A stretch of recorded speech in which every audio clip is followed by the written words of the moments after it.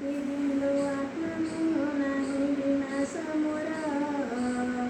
ଶରୀର ରୂପକ ବସ୍ତ୍ର ମୁଁ ପିନ୍ଧେ ଅନେକ ବାର। ଗୋଟିଏ ଶରୀର ଛାଡ଼ି ମୁଁ ଫେନେ ଆଉ ଗୋଟିଏ। ଏହିପରି ସୃଷ୍ଟି ଚକ୍ରରେ ସଦା ମୁଁ ଘୁରୁଥାଏ। ଶରୀର ରୂପକ ରାଜ୍ୟର ଆତ୍ମା ମୁଁ ଅଟେ ରାଜା। ଆଖି କାନ ମୁଖ ଇନ୍ଦ୍ରିୟ ସବୁ ମୋରି ପ୍ରଜା। ଶରୀର ରୂପକ ଗାଡ଼ିର ଅଟେ ମୁଁ ହିଁ ଚାଳକ। ଶରୀର ମଧ୍ୟରେ ଠାଇ ମୁଁ ଶରୀରରୁ ପୃଥକ। ଭଲ ମନ୍ଦ ମୁଁ ହିଁ ବିଚାରେ ବସି ଭ୍ରୁକୁଟି କରେ। ପାପ ପୁଣ୍ୟ କର୍ମ ଫଳ ମୁଁ ନିଏ ନିଜ ସାଥିରେ। ଶାନ୍ତି ପବିତ୍ରତା ଆନନ୍ଦ ଅଟେ ସୁଧର୍ମ ମୋର।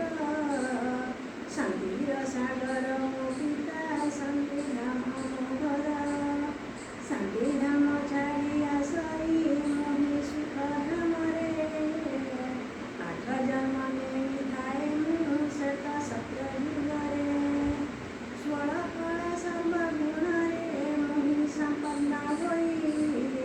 ସ୍ୱର୍ଗ ସୁଖ ସେଠି ଭୋଗେ ମୁଁ ପୂଜ୍ୟ ଦେବାତ୍ମା ହୋଇ।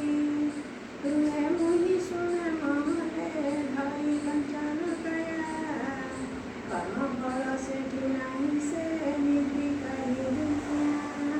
ନଥାଏ ସେଠାରେ ଅକାଳ ଅପମୃତ୍ୟୁର ଭୟ। ସତ୍ୟ ପରେ ତ୍ରେତା ଯୁଗରେ କରେ ମୁଁ ଅଭିନୟ।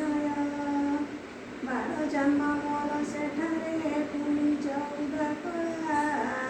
ତ୍ରେତା ପରେ ଆସେ ଦ୍ୱାପର ଶ୍ଵେତ ଦୁଃଖର ବେଳା। ସେଇଠାରୁ ମାୟା ରାବଣ ଆସି କରେ ପ୍ରବେଶ।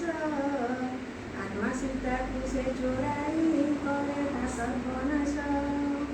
8 କଳାକୁ ହସଇ ଦିବ୍ୟ ଗୁଣ ହରାଇ। 21 ଜନ୍ମ ନେଇ ମୁଁ ଚାଲେ 21 ଜନ୍ମ ନେଇ ମୁଁ ଚାଲେ ବାମ ମାର୍ଗେ। ହୁଏ ମୁଁ ପୂଜାରୀ ଭୁଲି ନିଜ ସ୍ୱରୂପ। ଦେହ ଅଭିମାନୀ ହୋଇ ମୁଁ ଚାଲେ ବହୁତ ଦୁଃଖ। ପୂଜ୍ୟରୁ ହୁଏ ମୁଁ ପୂଜାରୀ ଭୁଲି ନିଜ ସ୍ୱରୂପ। ଦେହି ଅଭିମାନୀ ହୋଇ ମୁଁ ଚାଲେ। ପୂଜ୍ୟରୁ ହୁଏ ମୁଁ ପୂଜାରୀ ଭୁଲି ନିଜ ସ୍ୱରୂପ। ଦେହ ଅଭିମାନୀ ହୋଇ ମୁଁ କରେ ଅନେକ ପାପ। ଧର୍ମ ଭ୍ରଷ୍ଟ କର୍ମ ଭ୍ରଷ୍ଟ ମୁଁ ହୁଏ ଦ୍ୱାପର ଠାରୁ। ତ୍ରାହି ତ୍ରାହି ଡାକେ ଉଦ୍ଧାର ପ୍ରଭୁ ଭବ ସାଗରୁ। କଳା ଶୂଳ ହୋଇ କଳିରେ ପୁରା ହୁଏ ପତିତ। 42 ଜନ୍ମ ନେଇ ମୁଁ ଭୋଗେ ଦୁଃଖ ବହୁତ। ମୋର ଧର୍ମ ଗ୍ଳାନି ସମୟେ କଳି ଯୁଗର ଅନ୍ତେ।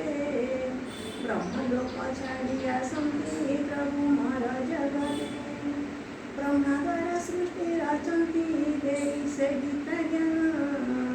ସେ ଜ୍ଞାନ ଲଭିଲେ ମାନବ ହୁଏ ଦେବ ସମାନ। ବ୍ରହ୍ମା ମୁଖ ବଂଶୀ ବ୍ରାହ୍ମଣ ମୁନି ବ୍ରହ୍ମ ଜ୍ଞାନ ଲଭି ହୋଇଲା ଧନ୍ୟ ମୋର ଜୀବନ। ବ୍ରାହ୍ମଣରୁ ମୁହିଁ ଫରିସ୍ତାରୁ ଦେବତା।